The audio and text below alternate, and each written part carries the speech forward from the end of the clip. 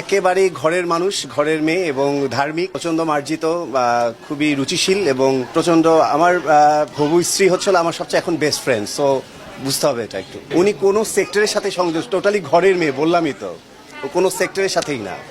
She was my fan. সে আমার video দেখতো, আমার অ্যাক্টিভিটিস দেখতো, আমার কাজ দেখতো। সে আমার কাজের ভক্ত। সে ভক্ত থেকে অনেক ভক্তরাই তো নক করে, অনেক ভক্ত মাঝে এই মাঝে এই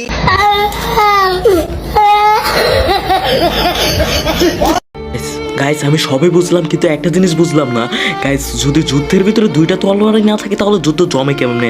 তাহলে ওর বিয়ে কিভাবে হলো আমাকে তোমরা একটু কমেন্ট বক্সে বলে যাও তো ভাই। ওরও নাকি আবার বিয়ে হয়েছে ভাই, এই কথা শোনার আগে আমি বললাম না কেন ভাই? তাও আবার ও না জানায় বিয়ে করছে মিডিয়াকে। হ্যাঁ ভাই ভালোই করছে, না হলে সবাই তো বললো হইলো কিভাবে কি। তো এটাই তো কথা, দেশের ভিতরে যদি দুই দেশে যদি তলোয়ার না থাকে তাহলে যুদ্ধ কিভাবে হবে ভাই? খেলা কিভাবে জমবে? এটাই তো কথা ভাই। আমি জানি অনেকের মাথায় ঢুকতেছে না, কিন্তু যাদের মাথায় ঢুকছে তারা হচ্ছে লেজি।